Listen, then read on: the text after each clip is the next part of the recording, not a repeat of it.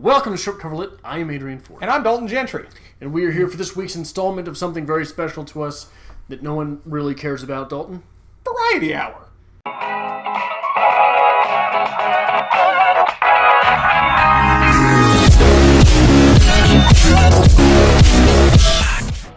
And the best Variety Hour we've had. You know why? I was saying no one really cares about Dalton. Oh, okay. What you were saying? The best Variety Hour we've ever had. Do you know why? Why's that? Because about 10 minutes ago, you drank 3/4 of a bottle of champagne. That's true. And I'm saying 10 minutes ago because 10 minutes ago, you did it in a 10-minute segment. That's true. So I'm expecting you to be loose-lipped and just telling great stories today. Dalton, that's not going to happen. You know why? Because I'm a grown man. He's a grown man, but you give him some of that pink bubbly Moscatos, he's just all over the place. He's so cuddly. I don't like being touched. We've talked about this many times.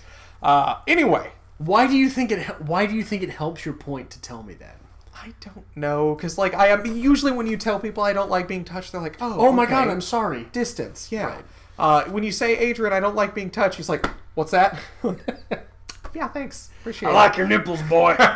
And that's what we call Moscato. Yeah. Adrian. Yes. You have a story to tell this Variety Hour that you won't tell me because you said it will ruin the impact of the story. Because I'm not even sure how I'm going to tell it yet. Because I don't know what elements I want to include. I want to take you through a day in the life of an Adrian. Okay. First off, I think you wake up and you're very good looking, right? Okay. Now, it's going to be difficult for you to comprehend, but actually, I'm happy that you've got the hair and the beard and the short sides because I think this is a very good look for you. Okay. So when I make fun of you for not being as good looking as me, I don't feel like I'm kicking a dog. Right? Okay. I feel a little bit better about it. It's about the closest thing to a compliment you've ever thrown at me, but thank you. I like it. So, I'm feeling the alcohol now. I'm well aware at this point. Carry on. So, one of the things on Twitter, okay, people inbox me and they'll ask me for help on papers and things now since we started the channel, and I do my best to help them. If it's something that we've read for the channel, I'll direct them sort of towards that and help them through some of the things that I've said or something like that. So, yesterday, I get messaged about a paper that someone's writing, and someone follows me and messages me about Holden Caulfield, Catcher in the Rye. Okay. Someone messaged me about Catcher in the Rye. Okay. And someone messaged me about something else, and I can't remember what it was. But basically, it was people asking me for, help with a paper, or what did you think about, or you said this about Holden Caulfield. What did you mean when you said blank, blank, blank? Okay. So basically, I wake up and I get to feel like a professor almost, right? Yeah, good for I've Adrian. got a little bit of authority here, right? And I work overnights now. So after the day, after I've done my reading, after I've done my writing, after I've done my professorial duties, after I've done everything that I have to do in the literary world that we do here on... What are you doing? I'm going through my Twitter. You said you wake up and you get comments on how to write a paper. I'd like to go through my Twitter. Now, hold on. Hold on. Okay. Ignored message, ignored message, ignored message. There's a compliment. I got one compliment there. Ignored message, ignored message. Please kill yourself. How do I get a hold of Adrian? That's my Twitter. You do get mail addressed to me, don't you? Yeah, I get mail that shows up at my house that says Mr. Adrian Fort, my address. I'm like, this is nice. Anyway, I go through my day, and it's me working hard, right? Like, you know that about me. Yes. I work very hard for the channel. Terrifyingly. I work very hard for literature. I work very hard for my reading, for my writing, for things like that. So I feel a little bit good. 9 o'clock comes around. I got to go to work. A man goes to work and wants to feel good. You try to do your job very well. One of the things that, here, life tip. If you were ever looking for a restroom to use, go to a place that's open 24 hours. Because the restroom duties get pushed off onto the overnight crew, right? Okay. Overnight crews will take the cleaning seriously. Fair enough. If you are working at a place that does not have a 24-hour that is not open 24 hours, does not have an overnight crew, that cleaning has to get shoved in someplace. True. Very true. Right? So I work overnights. One of my duties is cleaning the restroom. I am coming in feeling professorial. I've helped someone with their paper. I've answered several questions about The Catcher in the Rye, why I think Holden might be gay, right? Okay. That was in that review. I have answered questions about Ernest Hemingway. I've answered questions about things I haven't even read. People have asked me, what would you think if this happened? So I go to work. One of my duties is to clean the restrooms. I'm cleaning the women's room. Okay. And first off, I just want to put this out there. Because I've probably cleaned 50 sets of restrooms at different places throughout my life, right? Okay. Working retail, working cleaning services, things like that. If you ever have the choice, if someone says, we got to clean the bathrooms, do you want the men's room or the women's room? You take the men's room. Choose the men's room. Oh, yeah. You always pick the men's room. Women, I don't know what you do in there. Huh? Right? So I'm cleaning the women's room. I'm taking it very seriously. That's what I do. And I get poop on my wrist. Okay. I got poop on my wrist. Okay. So I come from feeling so good and so hardworking and so high and mighty about myself to I've got poop on my wrist. You literally got shit on. I got poop on my wrist. Okay. Dalton. I got some random woman's poop on my wrist. Okay. And look, I'm messy. You can look around my apartment. I'm messy, right? Yeah. I've got books everywhere. I've got clothes some places. I've got papers all over. Am I dirty? No. I'm not dirty. I am messy. I am not a parent. I have never had a child. I've never really dealt with a child. There's not many children in my family. I am not used to dealing with poop. Okay. Human defecate is surprisingly viscous. Okay?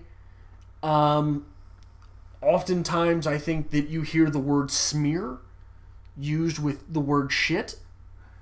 I was not aware of just how much smearing is a very accurate word. You try to clean random woman's poop off your wrist, it does not come off, it smears. Say, this variety hour took a turn south in a hurry. I'm sorry.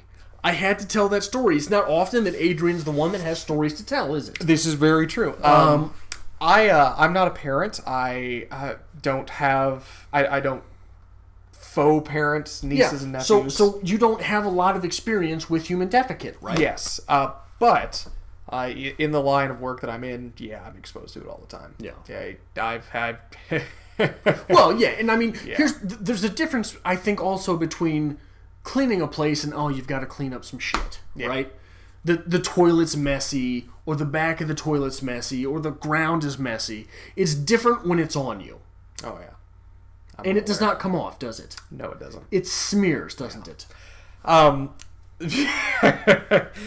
just had to get that off my chest. See, that's the thing. But buried in that story a little bit was the fact that our 8 months ago, we reviewed Catcher in the Rye. Yes.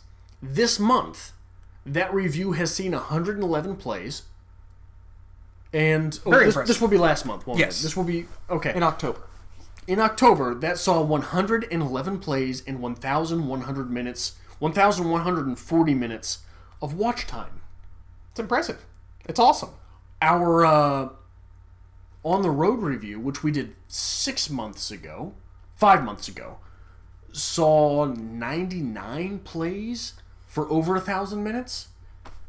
That's insane, isn't it? I like to imagine there's like some teacher somewhere who just gave up on teaching. They're like, here, watch this. Yeah. Go. Which is awesome. I'll take it. Yeah, I'll take it. But like, how does that happen? I don't know. Besides, apparently we're very endearing people.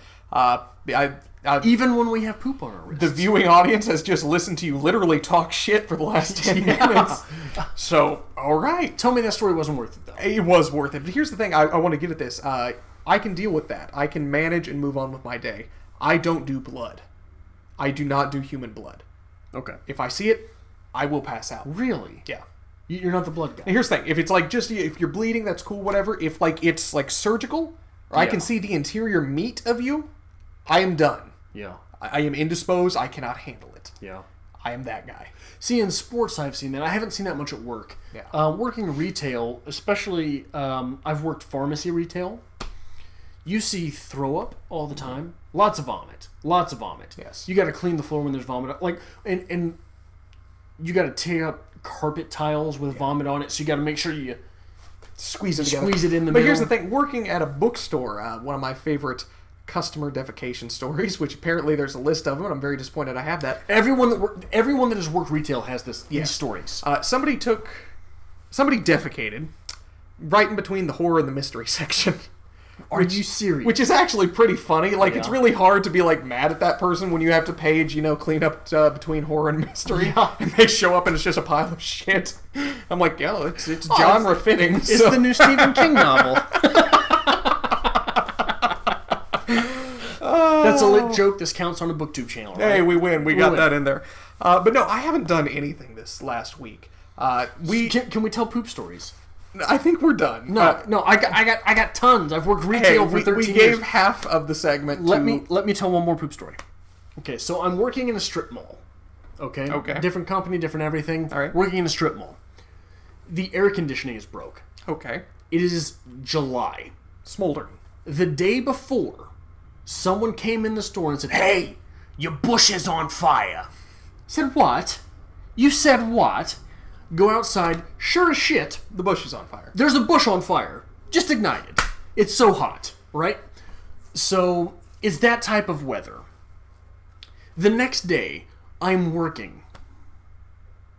Something's not right.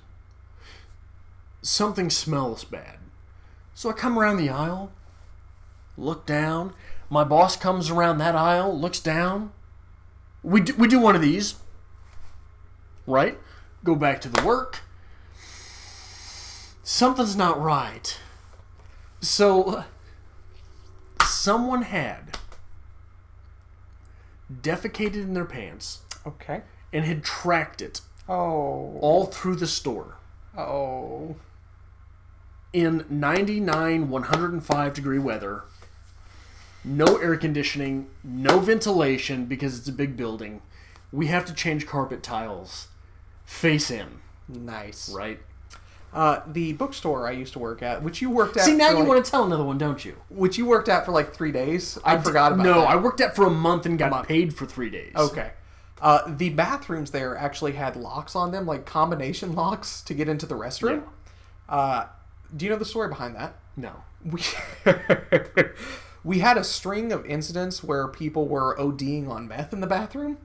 Because St. Joseph's finest. Yeah. So we actually had to put combination locks on our restrooms. Really? So people would stop cooking meth, or not cooking meth, but shooting meth. When you say ODing, do you mean literally dying? One did, yes. The place I worked at in St. Joe, we had a person die in the bathroom as well. Look at that. Apparently bathrooms are popular places for meth. For dying in St. Joe.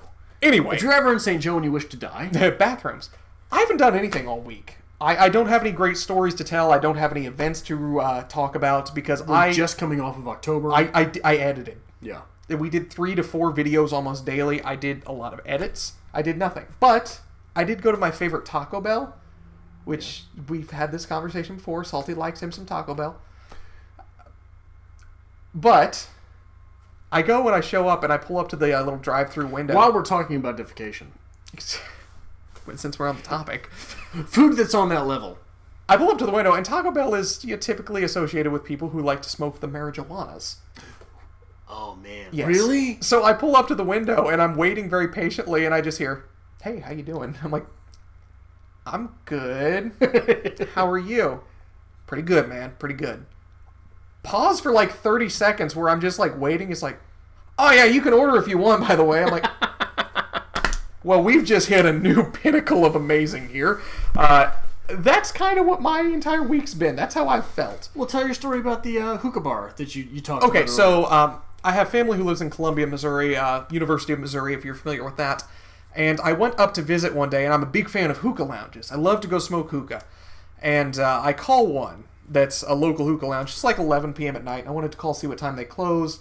I'm very paranoid. Like, if you close at 9, I will not come in at 8. No. It bothers me. Right.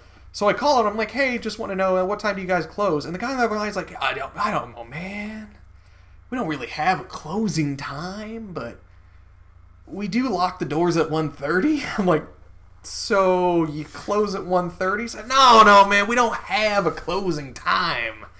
We just have everybody leave and lock the doors at 1:30. I'm like, you, sir, have found your career path. Yes. I am so proud of you right now. This is where you need to be. Like, absolutely it's very rare in life that you find someone who is exactly where they need to be when they need to be there. Like, in between, like, playing disc golf...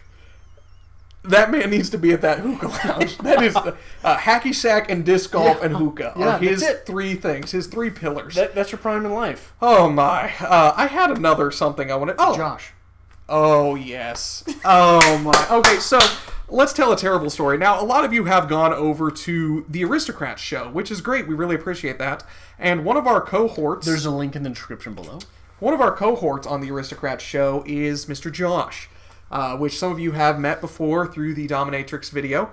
But Josh plays fantasy football with me, and we take this game very seriously.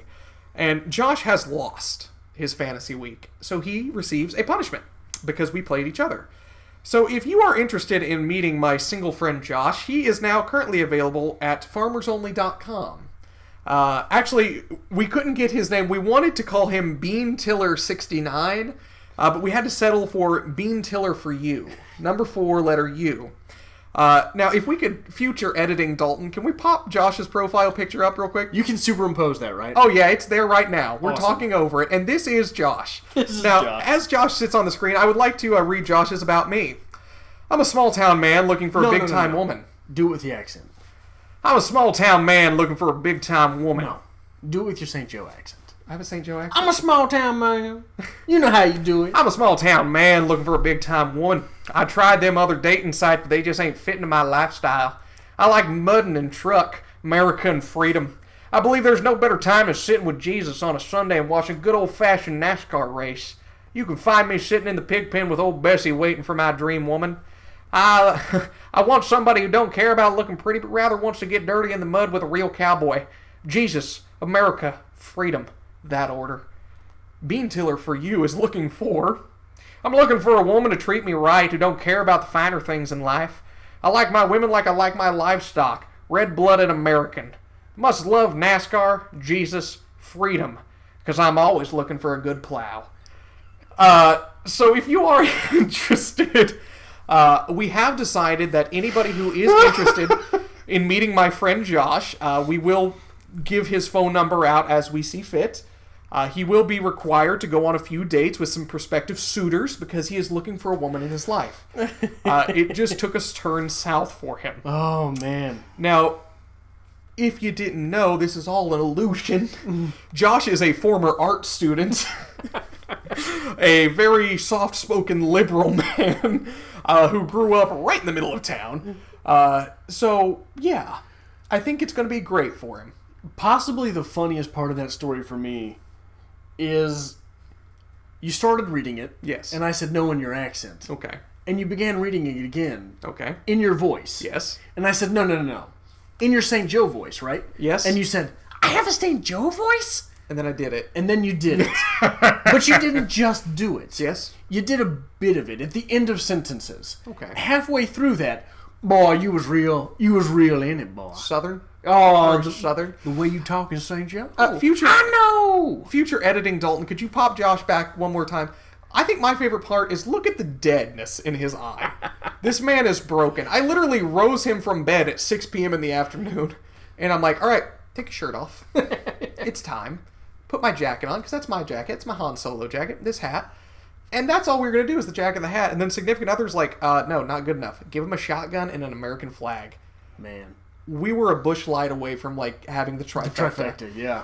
Just amazing. Just absolutely amazing. So that's what you missed out on in fantasy football this year. I'm very sad. Yeah, I had to quit fantasy football because Their fantasy football league also has a Facebook chat. Yes.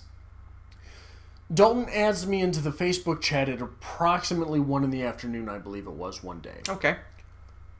By 1:30, I got 19 different messages. And I said, Dalton, fuck your fantasy football league. Okay. And Dalton says, what? I said, take me out. I'm not doing it. Yes. I don't care. It doesn't matter. I don't need this shit. Yeah, that is the level of sociability at which Adrian plays life. Adrian has that social interaction fear. He won't do it. It's not a fear. I'm not afraid of it. I don't want it. Okay. Now, the other host of the Aristocrats... So here's the thing. What are you allergic to? I'm not actually allergic to anything. Okay. Carry on. Pretend you're allergic to something. Gotcha. What's something you absolutely hate? Cats. Cats. Why do you hate cats? Cats are terrible things. Okay, do they make you itch? No. You just hate them? I just don't like them. Okay. I don't want to be around them. Dalton, do you want a cat? No. Why? I don't want them. Well, there you go. Okay. That's Adrian with social interaction. So, the other host of the Aristocrat show, Mr. Matt Wright, yes, has also lost his fantasy week. Yes? He has a different challenge, and this is why I wanted you in this league, because the punishment challenges, I think you would have been just top-notch for. Top-notch for administering or top-notch for suffering? Not suffering. You would not have done them. You'd just be like, no, not doing it. But administrating, absolutely so. Okay. Matt, and I'm hoping we're going to have full video footage of this checking in on him, will be spending 24 hours in a Walmart. He will not leave. He will eat at Walmart. He will rest at Walmart. He will just spend his entire 24 hours inside of a Walmart. Jesus Christ. It's like something out of a nightmare. See, and the way you've got to do that, I think, is you've got a game plan. Yes. Right? You got to show up at like 7 a.m. or something. There's strategy here. Yeah, there's strategy. You've got to show up to eat breakfast. Then you've got to go to the bank and talk to somebody about loans. Yes. Right? Then you got to get your hair cut. You just got to make your way down that row that's in the little line of building before you get to the checkouts. Spend a couple hours at the arcade. Yeah, something like that. You sneeze in French. So sorry. You sneeze in French. I knew it was coming too. Appetit. Anyway. Appetit. Matt and I meet one time this year during fantasy football, the last week of the regular season of fantasy football. Okay. And he said he would accept any challenge whatsoever, so I threw down the gauntlet hard. Okay. I said, Matt, hold on. Go. The loser of our week will get the other person's name tattooed on their ass. He refuses to acknowledge it. Now, since, dear internet viewers, you are now enveloped into this because you have gone to the Aristocrat show and you know Matt. Here's the thing. If he does not go through with the Walmart bet, you don't have to get his name tattooed on your ass if you lose. I'm not going to lose. Why is that the question? I'm just saying. If he does not go through with the Walmart bet, all things are null and void. I have no shame and don't really care, so I'm totally for it. I'll get his name tattooed on my ass if he wins, but he isn't going to win. So, dear viewer, if you would like to send Matt a message at Matt Right Now on Twitter. How do you do it again? At Matt Right Now on Twitter. Without your St. Joe. At Matt Right Now. There you go. At Twitter. Hey, Matt Right Now. Excuse me. I think we need to make that happen. That needs to be a challenge video. Okay. So, send at Matt Right Now the text message that simply says Dalton. Yes. Right? In caps. Yes. Dalton in caps. I want you to know when we launched the Aristocrats and I put his Twitter up, I got a message from him. He's like, what the fuck is this fuckery? I'm like, oh, yeah, that's called Twitter. He's like, I just tripled my followers in like 10 minutes. Like, yeah, that's how it works, man. You enjoy yourself. Yeah. Do you have anything else to talk about? I've shared enough embarrassing stories. I'm starting to come off my champagne buzz. So... You had less than a glass of champagne. Well, I had it in a hurry. So. Do you have any more poop stories? No, I don't. We've never shared poop stories on the channel, Dalton. Don't. And No. I had to clean a bathroom one time and found poop in a sock. Okay. Someone had literally defecated into a sock and left it. People are strange creatures. Yeah. Very strange creatures. Do you have any poop stories from your days, preferably your days in retail, possibly food? Someone has to clean the bathrooms in restaurants as well.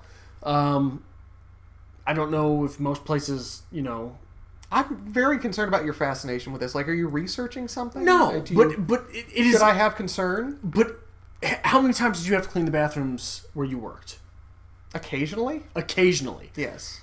I've had to clean the bathrooms on a regular basis for 13 years while working retail. Okay. The goddamnedest stories happen. Okay. The goddamnedest things.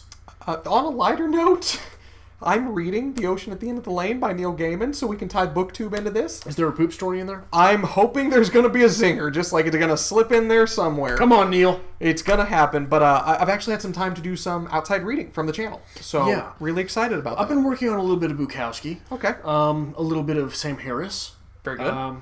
Hopefully we'll be able to get some quickies going on, things like that. I'd love to do one on The Ocean at the End of the Lane. A lot of people really like it. I don't know why at this point. Really? It's okay. Yeah. I have never read a Neil Gaiman novel. I have read excerpts of Neil Gaiman. Neil Gaiman strikes me very much in the vein of Stephen King almost, where there's nothing really quotable. Yep. There's nothing all that great. Yep. But, the story's there. It's okay. There's a story.